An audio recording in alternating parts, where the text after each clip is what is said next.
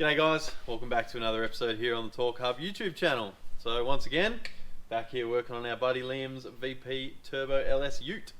That's it. If you're seeing on the last episode, basically all I did was cut a lot of holes and make a lot of mess. So in today's episode, now it's time to fix that mess. So we're basically going to start ripping all this stuff out to get access to the holes that we've cut and just start some sheet metal work pretty much. Yep, that's it. Before we rip this engine out, I might just give you a quick look at where we got to on the firewall, and then yeah, it's time to get this party started.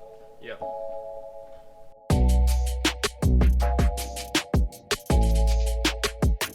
Alright, so here's where we got up to last episode. If you didn't see it, you can see we cut a big dirty hole in there for the 4-inch dump pipe. It looks a bit ugly at the minute, and there's obviously a whole bunch of space around the turbo there which needs to be done. And when Kurt did the intercooler, we also cut a big window just here for the intercooler piping. So they're the things that we need to plate in. We're still kind of flying by the seat of our pants at the moment for the firewall, but probably gonna have to cut out a nice big section here and put a nice sort of scalloped bit of sheet metal in the back. Is that probably what we're looking at there? Yeah, I think so. I just want it to look nice and smooth.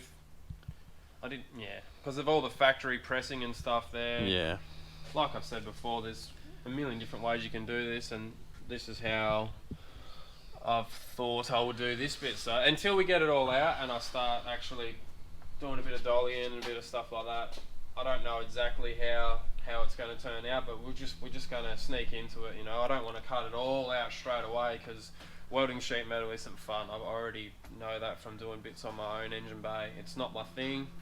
It's not my favourite pastime, but it's got to be done. So as little amount of butt welding the sheet metal as possible, but it's got to look good, and obviously it's got to have enough clearance so that, you know, the passenger's foot isn't getting burnt as well, you know. So yeah. I want heaps of room. I've seen other guys do it before where they've just got really narrow sort of notches and it's just straight and it looks really clean and stuff, but I want a lot of room, especially getting stuff in and out.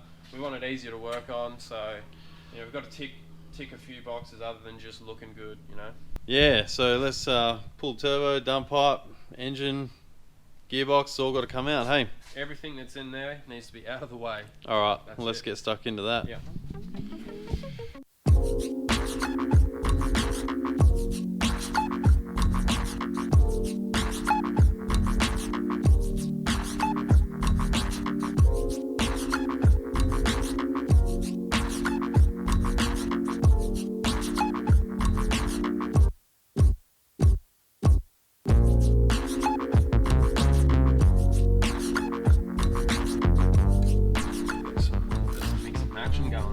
Oh yeah, look, there's an 11 down the bottom there. That's a 30. Oh fuck yeah, that's heaps good. I love that. Man, there's nothing. One of my. Oh yeah, so that's 13. That's a 13. That's a 13. That's 13. That's a fucking. Looks like it's even smaller than that one. Boy, how good is it having mixed match fasteners? It's one of my favourite things ever. Said no one ever.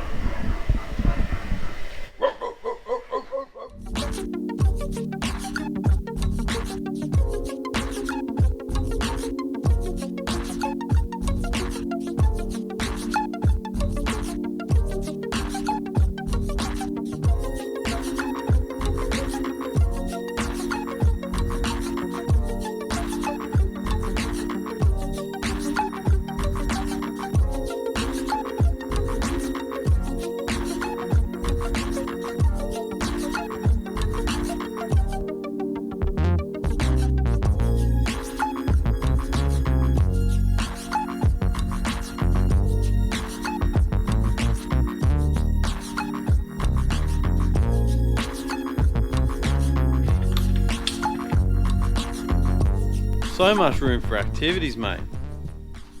Doesn't look any prettier, mate. Nah, it doesn't. Look at all these holes everywhere. Tell you what, how handy is it having a ute though? You can bang the engine right on the back.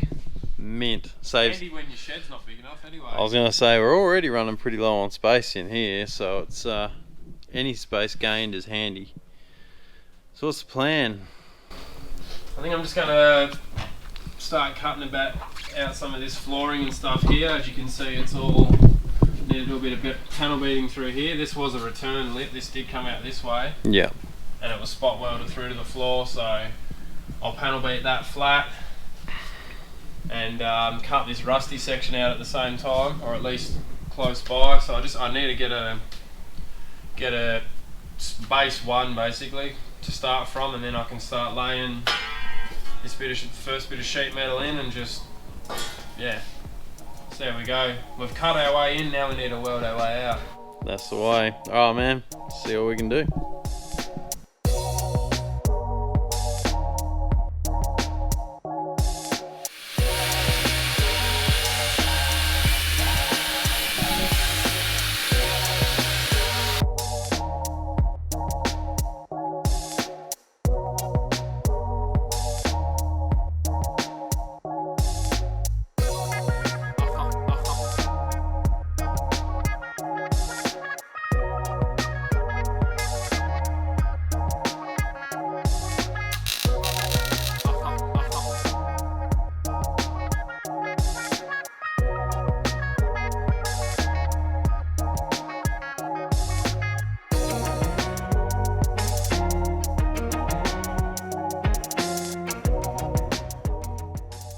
Working in confined spaces, old mate. Do you want the truth? Not much. You can't handle the truth. Nah, getting my ass kicked. Yeah, at the minute. Kicking your tail. Yeah, but I knew. Well, we can see that at least you've come up with some kind of a plan there, which is more or less what we said before. Just a nice little scallop out there. Tell you what, getting it to join up to that top bit's going to be a bit of a mish though, isn't it? Yep. Like before, I've been thinking about it for like a week how I'm going to do it. I still don't really know. I think I might make a bit of a cone section to try and get it to join in from here on a taper down, but before I do that I've got to shrink some of this sheet metal. As you can see, it's too big, obviously, as we've done some panel beating to try and get this is all flat now. It used to be pressed and out this way, so yeah, I've done a bit of panel beating there to get that down, but now I either need to do some relief cuts, or, I'm not, like I said, I don't really know exactly what I'm doing. I know the main principles of what metal does when you heat it and shrink it and stuff, so I'm just applying what I know with fixed steel and trying to apply it to sheet metal, and do a bit of shrinking here, neaten it up, and then I'm hoping I can make some sort of a transition piece to go basically from this plane down to that plane. Hopefully it looks alright. Righto guys, it's the next day. I'd like to say it's a new day and a new me, but I'd be lying to you. It's still the same old me with the same old sheet metal skills, and I'm still getting my ass kicked by this firewall. I've started making a little bit of a paper template on the top of the mess that I made yesterday. Forgot to turn the camera on, so I'll give you guys a quick look at that now, and we'll keep going on with it. So this is my very rudimentary bit of template here, just a bit of paper.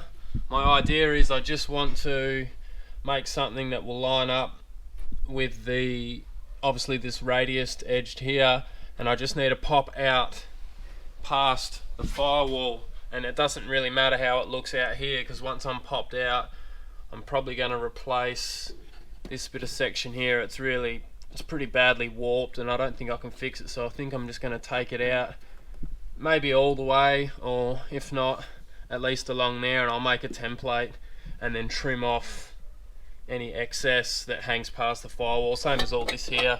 This is all hanging out. I've only got a couple tacks on it at the moment, so it's all just loosely fit. I'm just running by the seat of my pants here, guys, so it looks like it should turn out okay, but there's more welding on this sheet metal than what I had hoped. But anyway, just got to keep chipping away at it, so stick with me.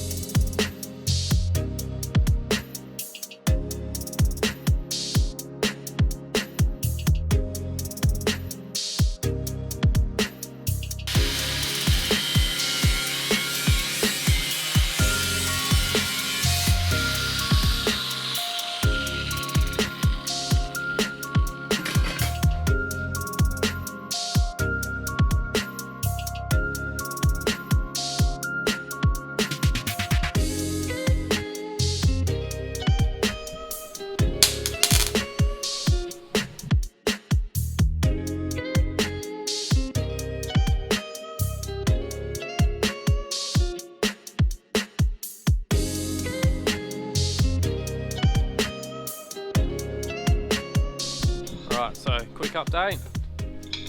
I've pushed this bit of hand bent sheet metal up in place. It looks like it's going to work. I've obviously got to make bit of an infill panel through here. This all, like I said before, I'm going to get this back flush, and I'm just going to have to make an infill piece that comes along here and just around wherever it transitions in up here. There's a little bit of overlap, and I've got to take a little bit more out of the firewall just here, and obviously need to take the extra bits off all the way around, but I'll show you inside as well.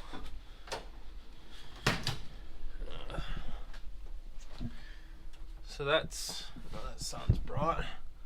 That's how it's looking there from the inside. So it's like a straight miter joint. I've still got to take a little bit off here as well, but I think it is something that I can work with, so should be good. Just got to keep grinding away, put some more tacks on it, and then I'm going to have to fit the engine back in, so then I can put the turbo manifolds on, fit the dump pipe, see what sort of clearance I have, and once the clearance is confirmed and it's all good, it'll have to come all the way back out again to get welded or stitched or cleaned up or whatever is left. So it's an in and out pain in the arse job, but that's what we got to do.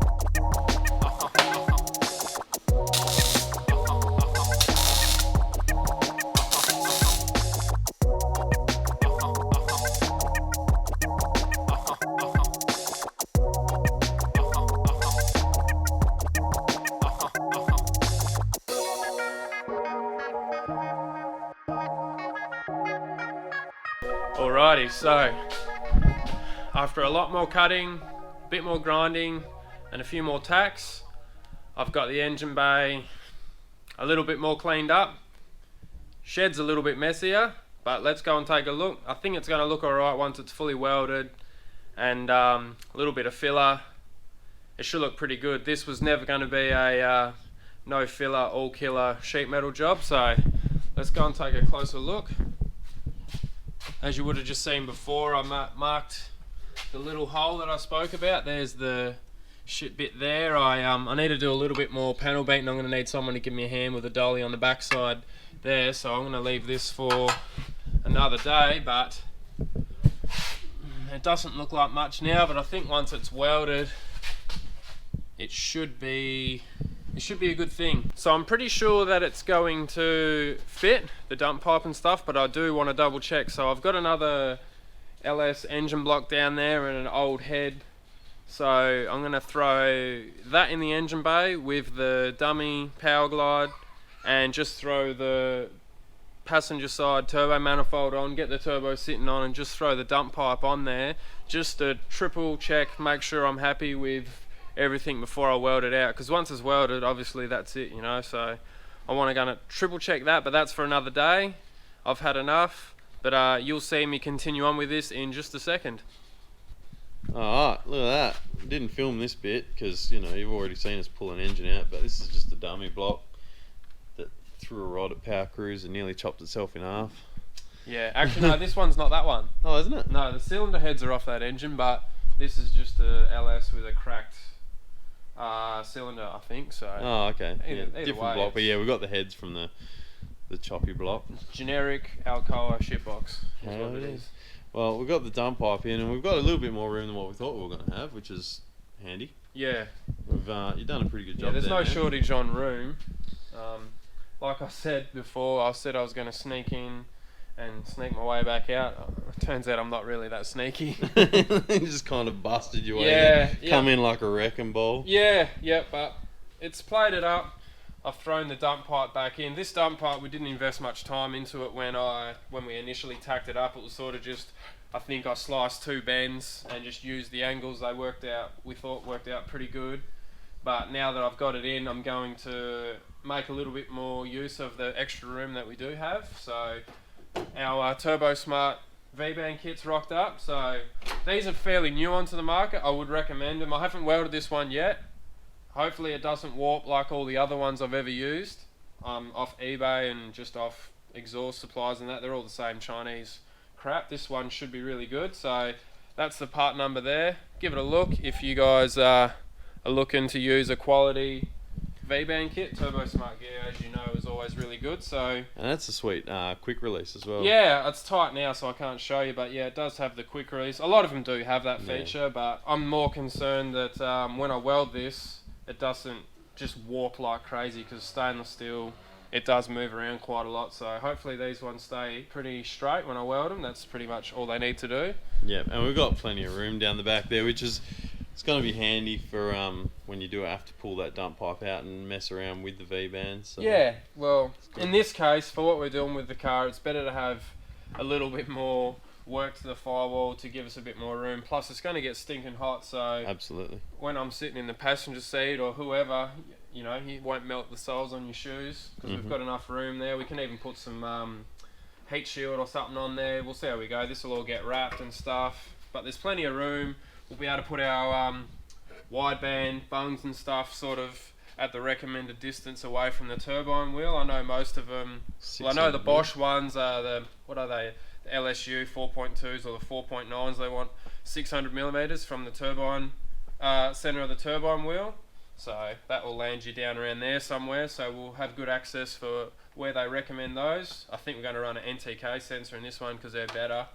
But we've got, like I said previously, I'll probably mount the V-band around there, got heaps of room, but I am going to basically redo this. I'll nick the tacks, and I think I'm going to bring it up a little bit higher and get it away from this stuff a little bit more, and because I've got the extra room over here, the provision for the extra room, I'm going to utilise it, you know. So that's pretty much I think what I'm going to do now. But before I do that, because this is the dummy block, I've taken the mounts off, everything's off. There is like all the holes on these conversion stuff are all slotted, so this could be as much as bloody half an inch like further forward or backwards than what it was before. So what I'm going to do first is to check to make sure this is pretty close to where it's going to be when we put the other engine back in and everything's buttoned up. I'm going to mount the intercooler back on the front and just put the hot side pipe hook that straight up to the turbo and the intercooler. That's basically my reference to know that that's where it is, because the last thing you want to do is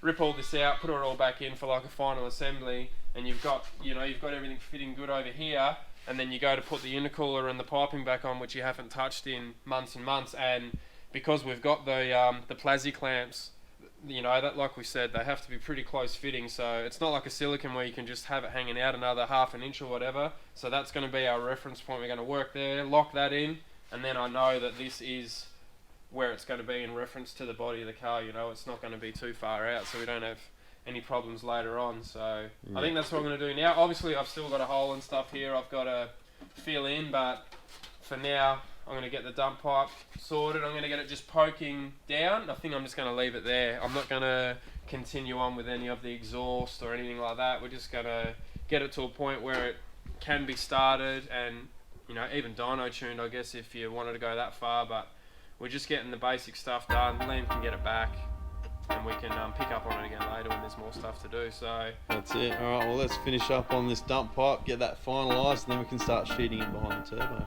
Yep.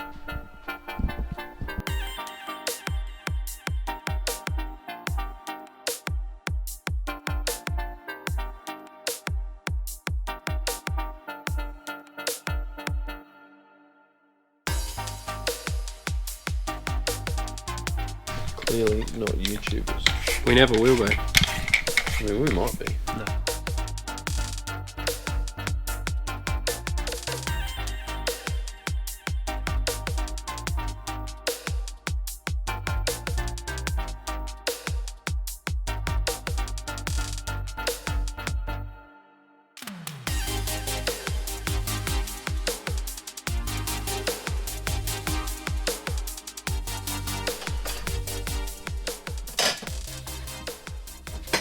Don't ever throw your stuff out. Keep it. I was almost thinking the other day of stirring you up, Jeff. I'd be like, can we just get nitrous? Can we just get a plate kit right now?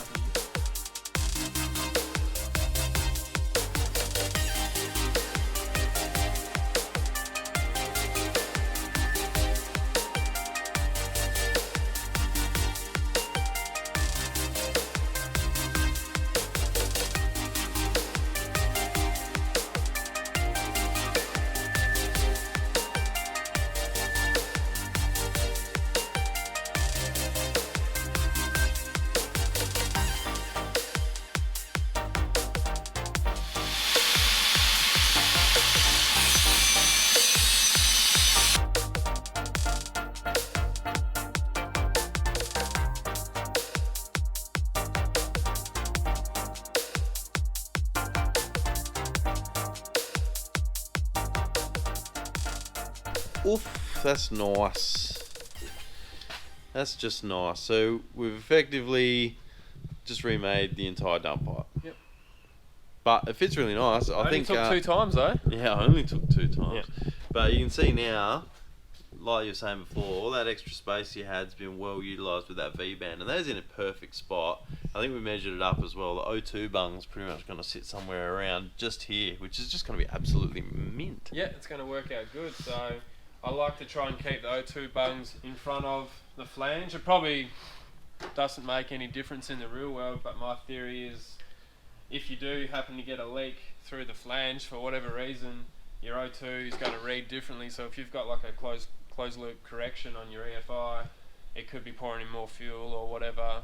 Just it doesn't know exactly what's going on. So yeah, like you said, it's worked out. 600 mils literally. I'll pretty much put it right next to the flange there, nice and easy to get to. That's its final resting place. I'm pretty happy. We've got lots of room under here. If you couldn't put a flange there for whatever reason, you could probably almost change the plugs from under here, because we've got that much room under here now. But Yeah, we're going to make lives easy for ourselves, obviously, with being able to undo it. So Yeah, that's it. Being able to remove it's going to be handy as. And like we said before, we've got the hot slide intercooler piping, so those plasma clamps are in place, so we know the turbo is in its proper position. So that's essentially going to be exactly how it'll mount when we put the actual engine back in again. Yeah. So that'll be good. Yeah, But we didn't film it putting this in and getting the mount straight, but that was actually a real pain in the ass. There's so much, the way these 5-litre K-frames are and the way the mounts are made, it can move around, and it actually took quite a while to get the thing sitting where we needed to get it right. So I'm glad we spent the time and got it all plumbed back in properly, because it was way out. It was way out, and never would have worked. So I'm glad we spent the time with that. Yep. Like I said before, I've just got a bit of pipe running straight down to the ground until Liam gets his case, the red case, because that might be slightly bigger because it's an SFI case. It's bulkier and it's thicker. It's got a thicker flange and stuff on it. So until we get the case that he's actually using in with all the linkage and stuff and his shifter all hooked up, because it's really tight under there, I'm not going to continue on with the exhaust, because I might need to redo it again. So at this point I'm going to have it so you can, if you wanted to turn the key, you could move it, drive it, whatever, but it's definitely not a finished entity underneath, but we can use it for now, and I'll build on from that later on. Yeah. But yeah, so that'll be about it for now. Yeah. Oh, now we're just going to rip all the dump pipe. We're going to rip the exhaust manifold and turbo off, and finish sheeting in these couple of holes, as well as this wee little one on the front, and then it'll probably be beer o'clock after that, I reckon. Yeah, that'll be a good enough excuse for me anyway. Cool bananas. Let's do it.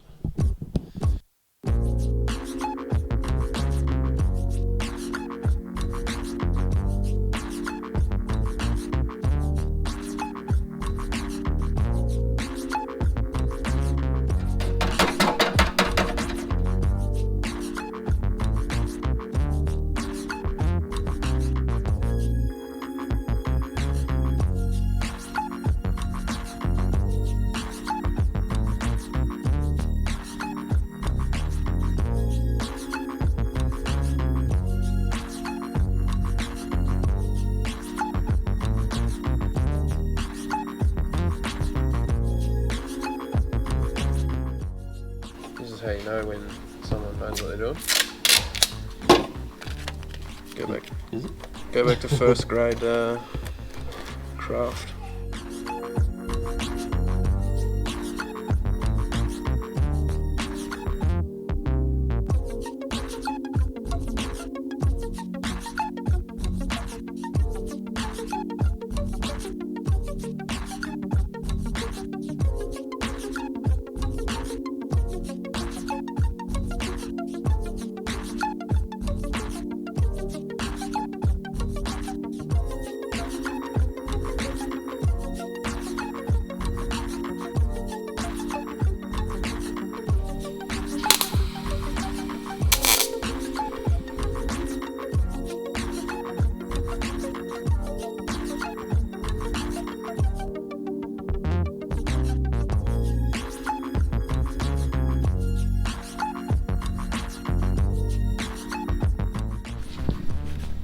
Precision bending equipment.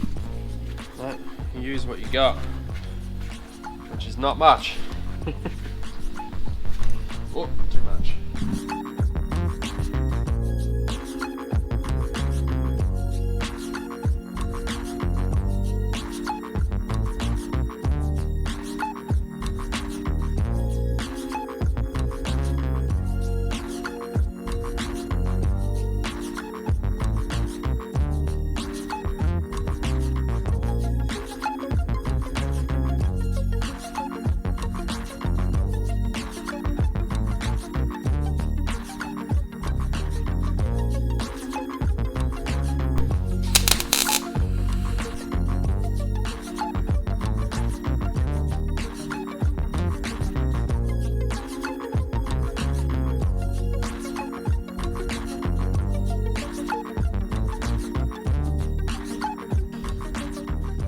There you go, mate.